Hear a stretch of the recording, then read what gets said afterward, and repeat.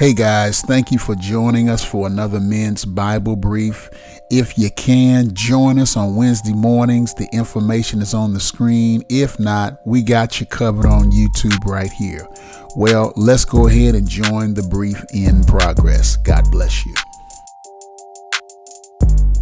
Well, hello, fellas. Welcome to our Men's Bible Brief. And every first Wednesday is our open mic session, and we had another great open mic session. This one was a little bit different, probably took more of a ministry angle, so we didn't answer or ask a ton of questions, but guys raised a lot of personal issues that we just kind of dealt with a little bit. We did raise one issue concerning relationships that interestingly got quite a bit of response, and we'll talk about that. But this one turned more ministry, so we don't share the personal business of brothers and things like that, but we will cover about 3 questions that we did do in this session. So before I do that, let me give you our hump day food for thought here, and we'll jump into this. And it comes from a gentleman by the name of Norman Vincent Peale.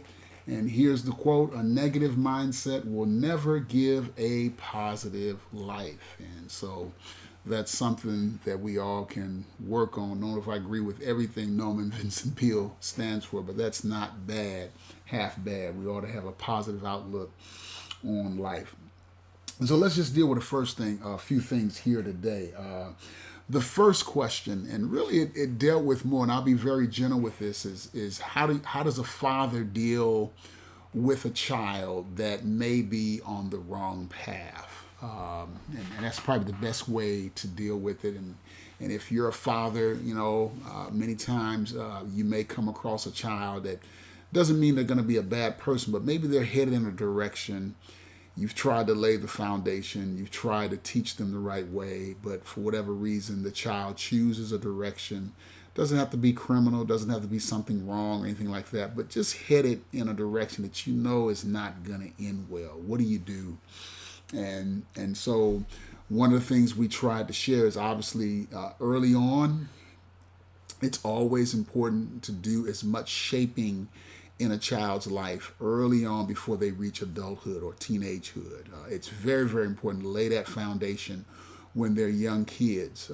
Many times we see kids and we think it's cute and we let it go, but that thing will become a problem when they become adults, and you can't break it once it is emboldened, once it's ingrained in them. It's like they're wet cement when they're small kids, but they become concrete once they become adults, and it takes something catastrophic many times to change. So when they're moldable like wet concrete, you want to do that at their young ages.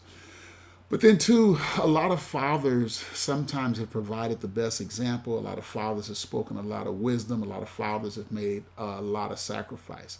A lot of fathers have shared from their own life in terms of mistakes. And surely that's what we do when they reach that late teen years or adult years, particularly if they're out of our house. We try to share our experiences. We admit our mistakes. I think we ought to do that. I think one of the things we make mistakes as parents is we give kids the impressions that we're always perfect, and that's just not true. They know we're not perfect. We know we're not perfect. We might as well tell them that what we try to do under the conditions is to give them the best possible child rearing experience as possible. And I think that's most parents. I think that's 95% of parents. You always get the 5 or 10% that acts foolish. We know that. But most parents want the best for their children. And that's all you can do. I tried to give you my best. I gave you 100%, 110% if that's possible. But unfortunately, there were a few areas that were lacking. At the end of the day, you can be with a child, particularly if they're an adult child, and you can walk with them. But sometimes they just have to experience it for themselves to really get the lesson. Sometimes you can preach it, you can share it, you can send links, and you can even send to counseling.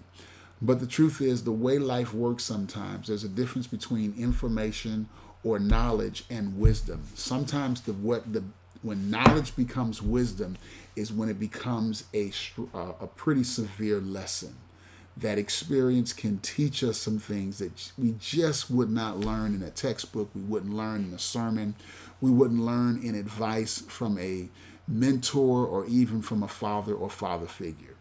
And that may be the case. And as we've said time and time again, sometimes that person has to be in a place where only God can deal with them. And I always say, once a child doesn't listen to the father and the mother, usually that's when God takes over. And that's usually when it becomes God's responsibility. And we prayerfully leave it to him to help the child see the direction they need to go. And so I thought that was a great question, and guys really were very supportive of a number of men that shared from their life. So that was the first question.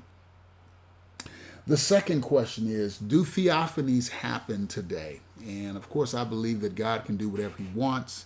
He can do miracles. He can do theophanies. I take it that the entire Old Testament story, the story of Israel, everything about what God was doing in the life of Israel was completely fulfilled in the coming and the death and resurrection of Jesus Christ, based on Hebrews chapter 1, verses 1 and 2. God has spoken through his son. He is the final thought. He is the last point. He is the exclamation point. And so, can God do miracles? Of course. Can God do theophanies? Absolutely. But he's going to stay with his main revelation, which I believe is through Jesus Christ, his son. My biggest concern is not that if God does those today, is that 9 times out of 10, miracles really don't give us a sustainable faith. And I use the example of throughout the Gospels, Jesus, at least the Gospels record some 30 plus miracles that Jesus performed. But when he came to the end of his ministry before he ascended to heaven, there were only 120 followers that were ready to go with him forward with his mission. He had thousands of people, huge crowds that followed him during his earthly ministry. But once he got ready to ascend to heaven, where were all those people? He had done many miracles, had healed so many people, had raised so many people from the dead, had fed thousands. But they were nowhere to be found. Because the truth is, miracles don't sustain faith. You have to make a decision. I have to make a decision to follow Jesus. And that's where it comes from. So I'm always a little hesitant with theophanies and miracles on that point, because they really don't give you that sustainable, hard faith that we need, that we're going to persevere through life. And so that's the big thing for me. And so that was pretty much that question. Again, I'm not saying that God can't do theophanies. I'm not even saying God won't do theophanies. I would say it's probably less likely, because it really goes against what he's doing in this dispensation, because everything has been fulfilled in Christ, and therefore Christ is the answer to any question in this current dispensation. And that's kind of where I land.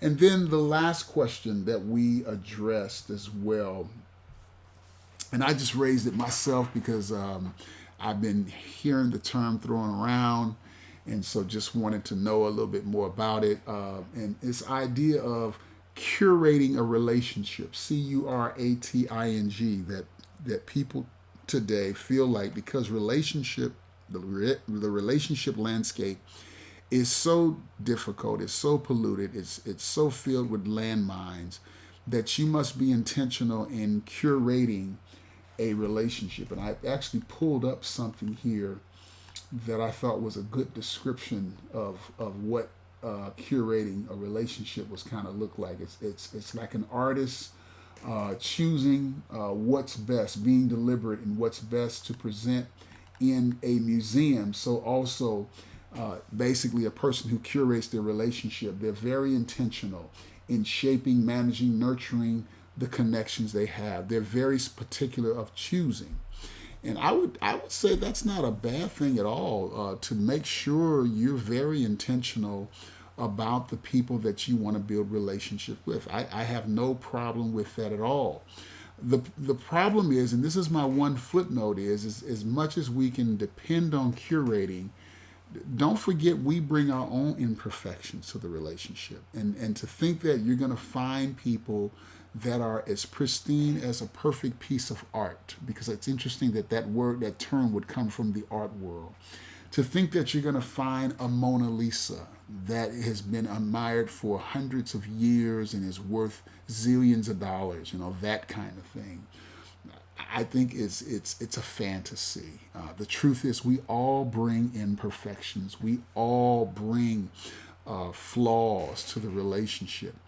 And the test of a good relationship is not whether or not you can find somebody where you can eliminate as many flaws as you can, but in spite of their flaws, can the two of you all work through your mutual flaws to build something that is beneficial? And that's where I believe in the power of the gospel. That's where I believe in the power of faith and the power of God working through two people or working through a relationship, that through service and humility, that we allow God to curate us, to work on us, to shape us, to help us to be better people, that we might better serve one another. And to me, that's the fundamental issue. Again, I'm not anti-curating of relationships. I think the intention is good, and that people, have, they're very, very careful in terms of how they want to go about choosing relationships. And I think you should be very careful. I think you should be very intentional about those things. But at the same time, you got to be careful, because the assumption is that somehow I can actually find the perfect person out there. It's kind of a backhanded way of saying I'm going to find that perfect piece of art that fits in my house. I'm going to find that perfect piece, that invaluable piece, statue or what have you, that will inspire me for life. It does not exist. It does not exist. And I think that's the challenge. That's the Achilles heel of every relationship. Every relationship comes with its challenges, no matter how much you curate that relationship. That would be my final thought. Well, that's all I have for today. We'll be back next week. Again, I hope you have a good July 4th celebration and weekend. Always read Frederick Douglass's speech on July 4th, just as a reminder of where we are. I encourage you to do the same. God bless you, and may God keep you. We'll see you next week.